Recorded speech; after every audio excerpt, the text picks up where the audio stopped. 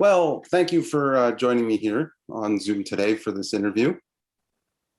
Yes, thank you. And thank you for letting me, push it off a couple days. Sorry about the other day. I was out in nature and totally, completely lost track of time. Like I said That I would, if that's, yeah.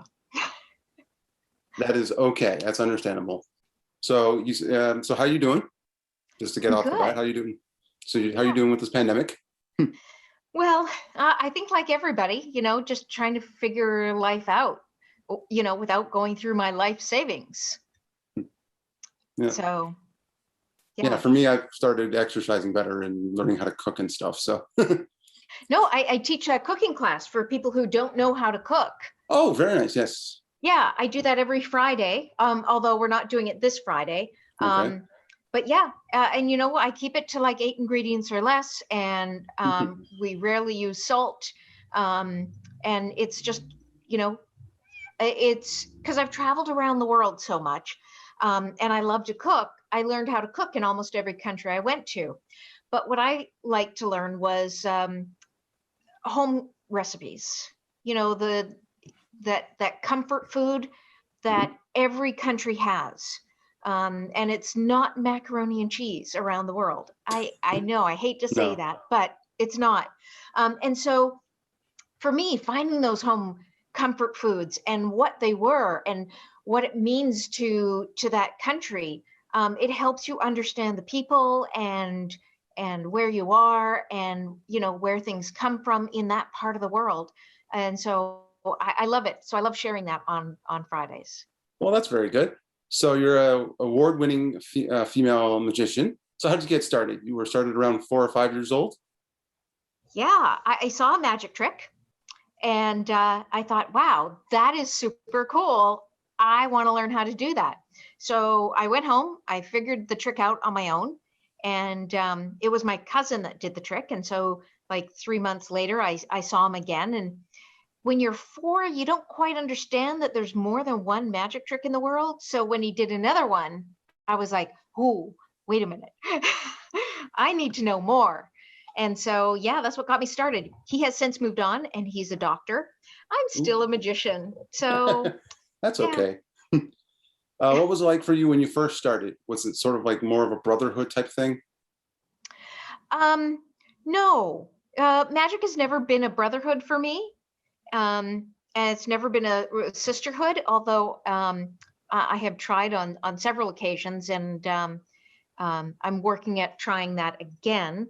But Okay. this time, now that I'm older, so when we're younger, it's easy for people to kind of pit other people against each other, and the women didn't really talk to each other.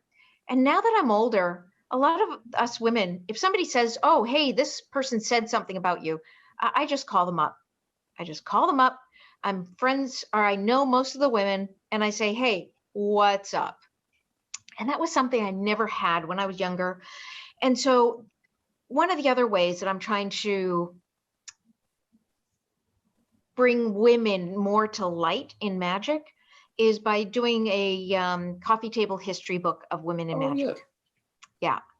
Yeah. And so, yeah, so like you saw my post Yeah. on Twitter the other day. And Hmm. so what the person on Twitter had written was, if you were to give a talk for an hour, what would you talk about? And I Hmm. said, I would talk about women, female magicians from the 1700s through the 1900s. And I normally get like one or two, likes and comments and stuff. I'm up to like 50, and with people commenting saying, we would love to know more. We, Oh we want yes, to know more. yes. Even like me, Um, I would like to know more too, as well on that subject as well, because we need more female magicians. yeah. And so, one of the things that I've been doing, I've been working with a guy in Paris, and he's a researcher. I've been working with several museums, and we're talking big name museums that everybody would know from around the world.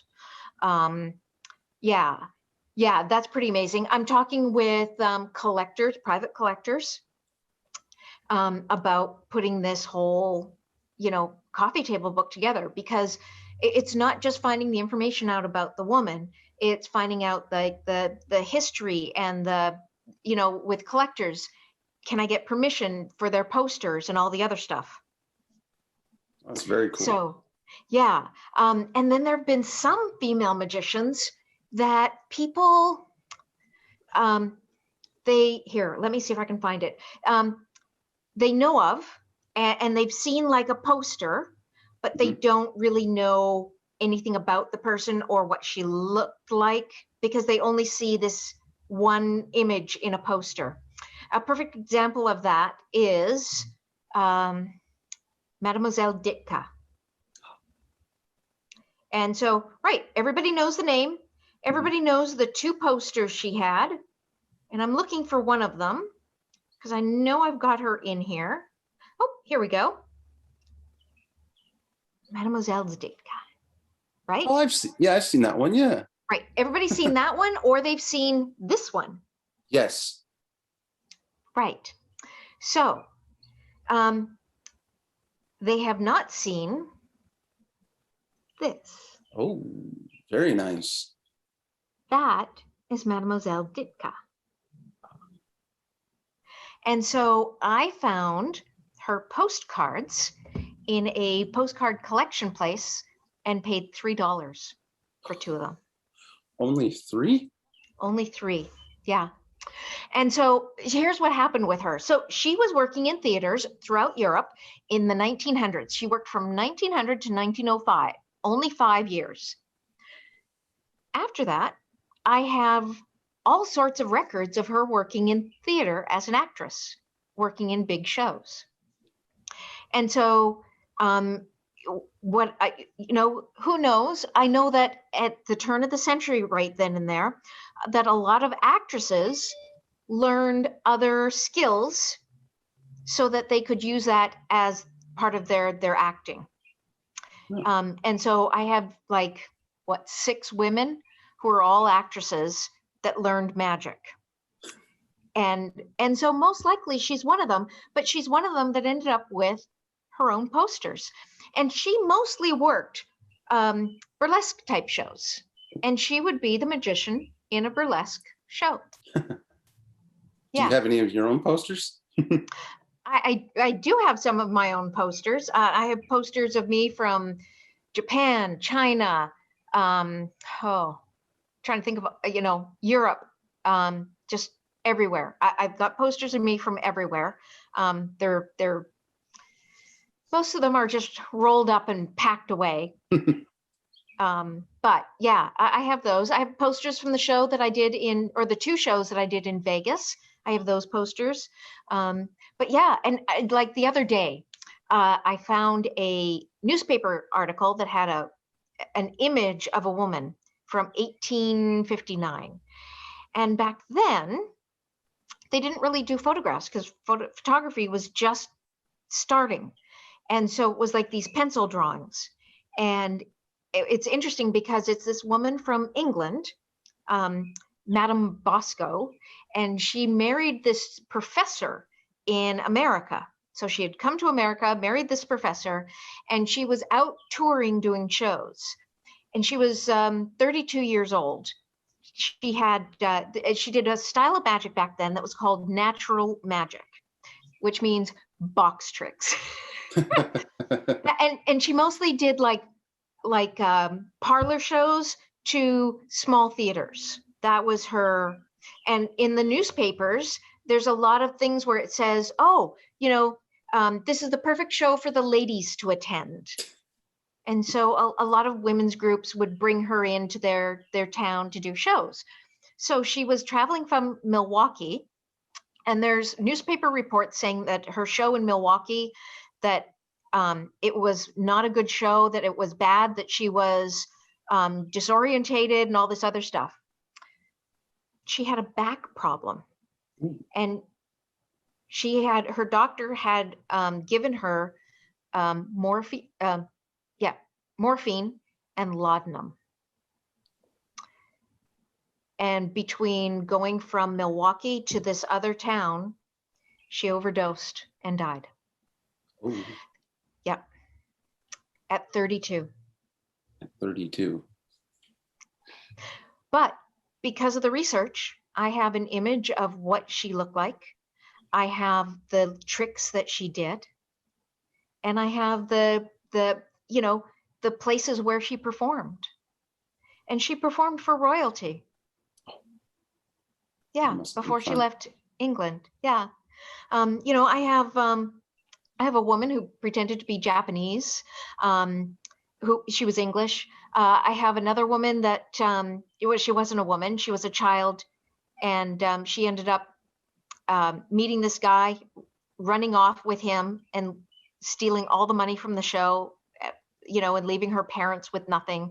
All the props had to be sold. Yeah, and there's just story after story after story, and some of them are huge, amazing success stories, and others are really sad, where it's a girl at 19 in 1830, traveling from one show to the next in a covered wagon, and the river floods while they're crossing the river, and she in the show is washed out and she drowns. Oh, yeah, that's hard. But I want people to remember these women, and to remember that what they stood for. And these are women who weren't allowed to travel without permission of a father or a husband.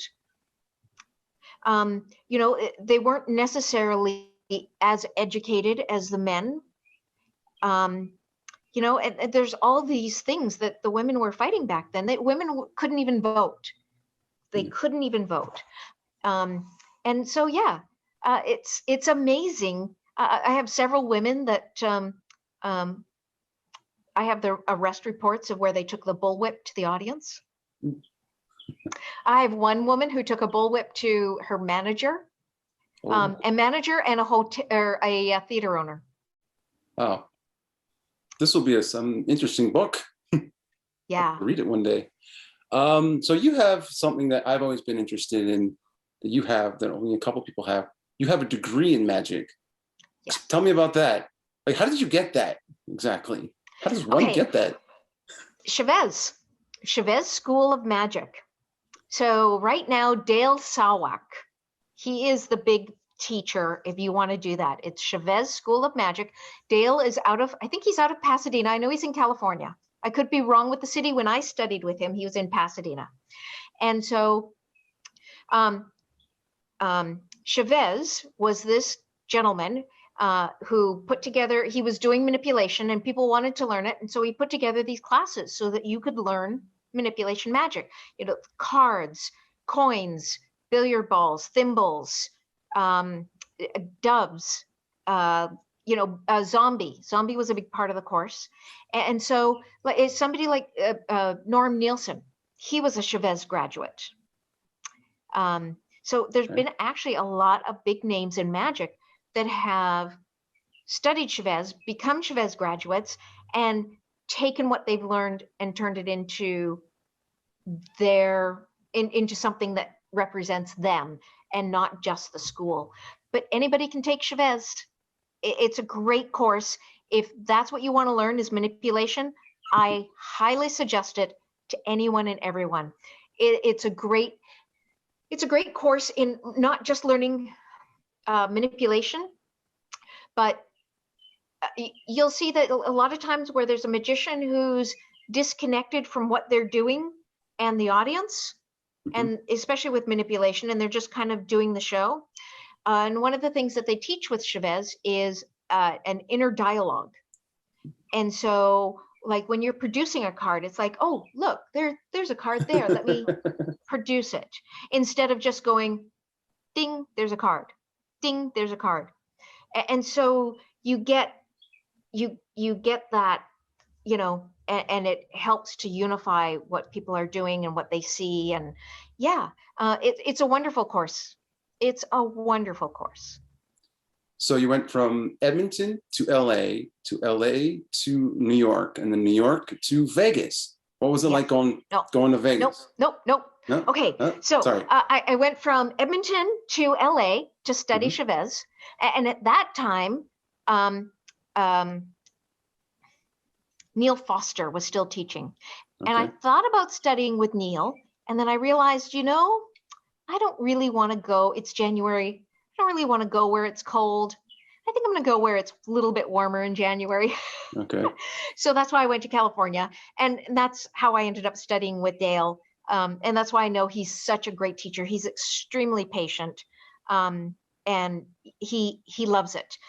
He loves continuing that legacy. Anyway, so I moved to LA. I did the Chavez course. Chavez course is 6 months. I Okay. did it in a month. And then after, I was going to stay there, and I realized, oh, to stay here, you really have to be able to drive in LA.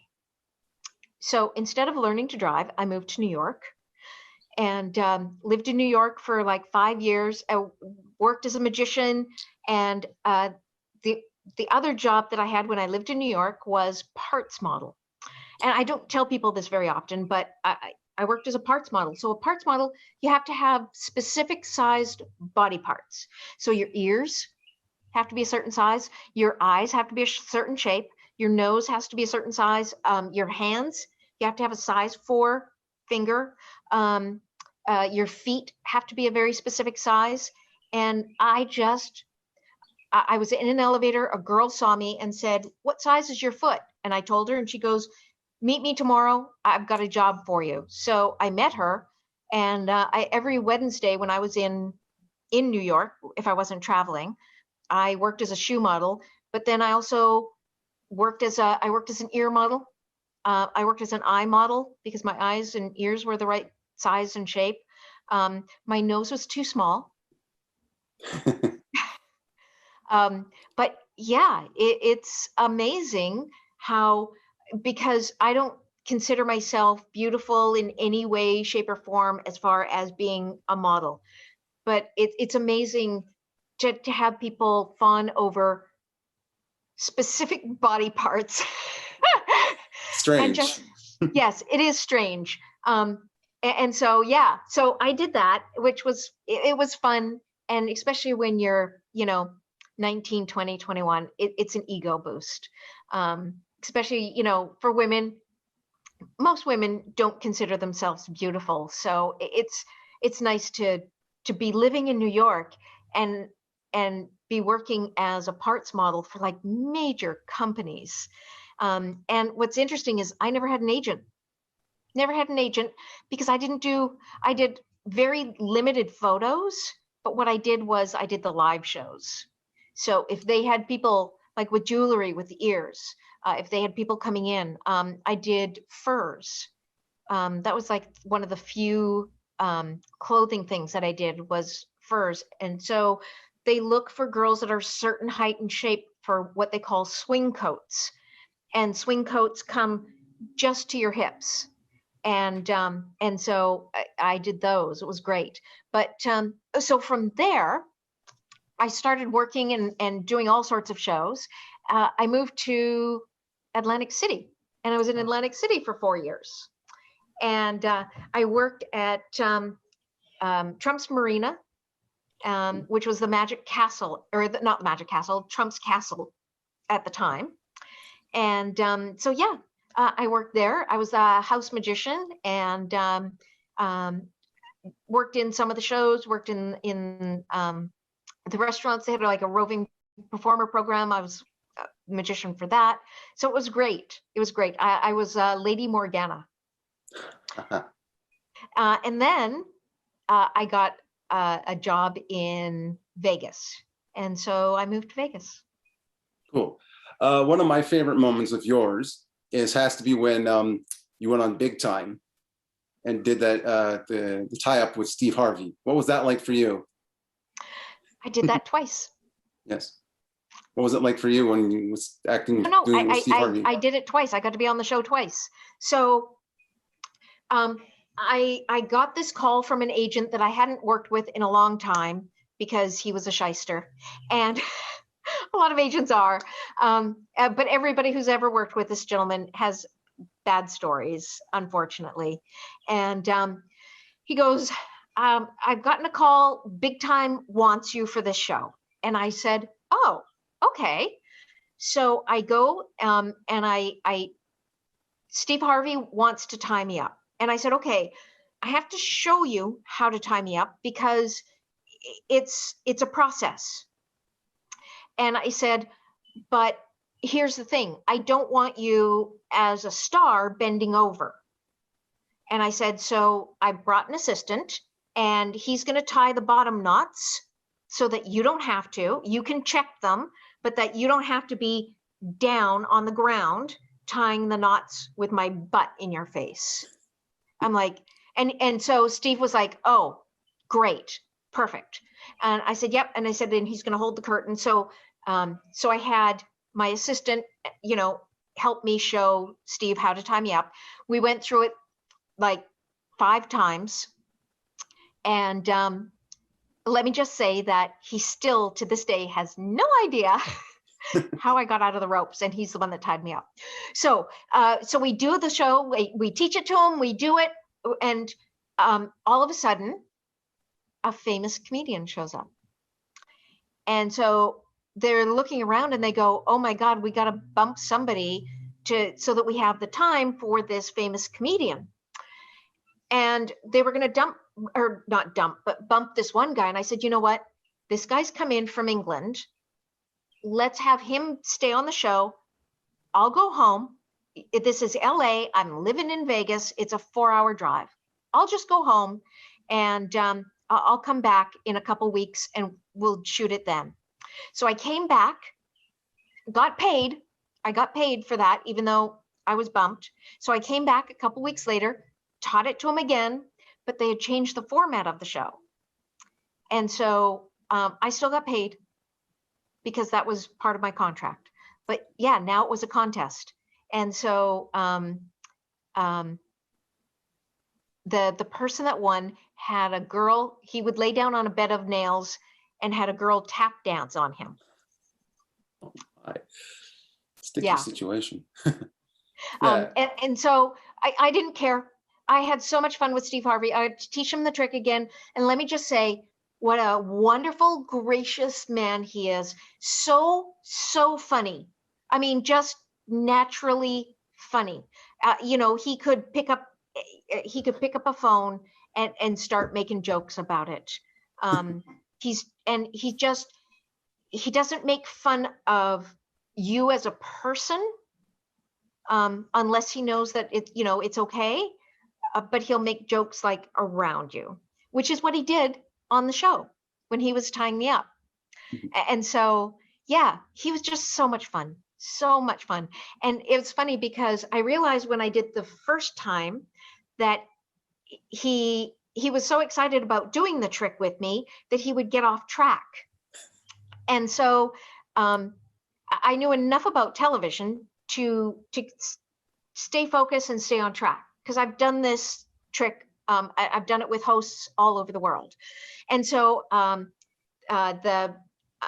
could see the TV producers doing this, like, hey, speed it up, speed it up, speed it up. And so that's why on that TV show, you see me turn to Steve and say, hey, what about the scores? Hey, what about this? Because I'm trying to move it along a little bit faster. Yeah. Yeah, and I love the judges' reactions to the whole thing. Like they're like Melissa Peterman and Tracy Ellis Ross are all like, oh, and all that. So getting back to the pandemic, because you were telling me you said the other day in one of your messages to me that you were doing meetings with theaters and stuff. Do you think people will come back to watch in-person shows after the thing opens? So I think people want to get out. The theater that I went and met with is just a local theater near me. It's not very big. And they're looking at, maybe having something in the summertime if there's tourists. And so what it was just a general meeting to say, okay, what do we have? What can be produced quickly? What can, in a magic show, I can have that up and running in a couple weeks. I can go to one of the dance schools here, train a couple of the kids, that are seniors at the dance class and have them work as my assistants. And so it's, they're just trying to figure out what's available, what they can do, what it's going to cost them, you know, all of this, so that they can start in their heads putting budgets together and figure out where they're going to go from there. I think that, so I'm in Canada right now, and I think that people are wanting entertainment. I think they want that live interaction. I think they're still worried. There's a problem with magic, especially when you start to separate the theater, or you know, the people sitting in the theater. You don't get that surge of energy that causes people to clap and to really get emotionally involved. When they're isolated, it's like watching television a little bit. And so so there's that. There's also the fact that people have been watching on Zoom, where they've been able to, but where they've been able to mute. And so this was one of the things that we were talking about. We were talking about, you know, people haven't been clapping, they've been doing this, you know, and they've had their things on mute, so they can talk and have a conversation and be on their phones while, you know, they're listening to a lecture or watching something. And so people have been distracted, and they've been entertainment distracted. And how do we fight that? Yeah, because before the pandemic, I went to see Billy Kid perform. She's great. I love her. Yeah, I went to see her perform before the pandemic was closed down here in Ontario. And then right a couple months ago, I went and did a Zoom performance with Lucy Darling. So it's a little, I thought it was a little different because we were in a small little restaurant bar with Billy Kid. And then it was Lucy Darling was like on a Zoom call, and there was like a lot of people muted and stuff like that. And I felt it was just a big change. Yeah. Yeah. And so, you know, I've done some Zoom shows, and I got great reactions from them. You know, companies loved it, had me again. I didn't like it, you know, and it's funny because the companies that hired me for their Zoom shows, they wanted it all pre-recorded. So there were some things like when I did Matrix, I just used the one that I'd already recorded from the very first one. And so because they were pre-recorded, I had the opportunity to just do it again and again until it was perfect the way I wanted it. And then I just sent it out. And it's just cold. There's, you know, and I kept saying to them, you know, hey, let me do this live for you. It'll be more fun. And they're like, no, we want to record it. And almost all of the shows I did were only 20 minutes. They wanted a 20-minute, you know, cocktail hour before their president speaks, just something fun, you know, while people are drinking at home. Yeah. And there was another one that I saw on YouTube where they had a host who was doing it live, but he said, here's another segment. And they had all these like magicians record their stuff. It just felt a little weird too. Yeah. Yep. So other than being a magician, you like to go kayaking and take photos. I do. How did that get all started? But so you're in Ontario. Yes. Okay, so it says Happy Holidays, yes. But it says Happy Holidays from the Embassy of Canada. Ah. I did shows there. Very nice. I know. And so the Canadian Embassy, in the Canadian Embassy in the United States, I've been brought in to do some Christmas shows for other organizations that were having parties and stuff. And so, yeah, the Canadian Embassy, they're like, you're Canadian, you need a mug. Very nice mug. So as I was saying, you're, other than a magician, you like to go kayaking and take photos. How did that get all started? I got an iPhone, and I started taking photos with my iPhone. And the photographer who's shot almost all of my publicity photos, he said to me, he said, in the iPhone, there's a grid. And he said, turn the grid on in your camera settings, and it'll help you with taking photos. And so I did that, and he kind of explained how the grid works and what to do with it. And so I started taking photos, and then I started having photos picked up by Shot on iPhone, Parks Canada. Ooh. And a friend of mine, she said, you need a real camera. I'm going to have my husband send you a real camera. And so they sent me a Nikon Coolpix. Nice camera. Yeah. And it's a nice beginner camera where it's got the settings so that you don't really have to think about it. And so it would do the automatic focus and everything else for me. And then once I got used to that, I started playing with the manual settings on it and started doing the manual focus and the manual stuff and started getting better at that. And then I went to China, and going from Hong Kong into mainland China, they pulled the camera out of the bag that it was in. And when it was returned to me, it was broken. Oh, not good. Yeah. And so I did a GoFundMe where I said, for every $100 raised on the GoFundMe, I will donate a framed print to a children's hospital. Which hospital? I sent them out to a whole bunch of different hospitals. I sent them out to 25 hospitals. Very nice. Yep. And so some of the hospitals were in cities where people had donated. And then, obviously the Vegas hospitals and, a couple others. And yeah, anyway, so I did that. And when people know that you're going to donate something and do something like that, they're more apt to give to you. So I raised the money that I was looking for, and I bought the Sony Alpha, and it's a Sony Alpha 7 II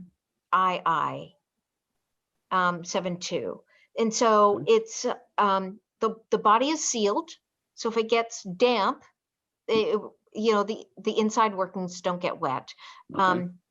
And it's a mirrorless camera, so it makes less noise, which means I can sneak up on animals, because when I bought the camera, it's an expensive camera, and I wanted a telephoto lens, not realizing how much telephoto lenses are. And so I could only afford the 300 millimeter. And so all those nature photos that you've seen have either been taken on my phone or taken on a camera that only has a 300 millimeter lens. So I am literally sneaking up on these animals to take their photos. Yeah. Yeah, I have a relative in my family who does photos too. When he goes traveling, when he used to go traveling, he does those as well. He has them all over his house and stuff. Have you ever had any public shows for your photos? Yeah. Yeah. So I've done three showings. So, where I've gone in, set up the photos, people could buy them. And that's pretty amazing. I had one photo that I brought in, hadn't even been put up on the wall yet. And a lady was like, oh my God, I have to have that for above my fireplace. And it was this photo that I took, where when I took the photo, I wanted you to have the feeling that if you stood in front of it, you felt like you were standing in that forest. And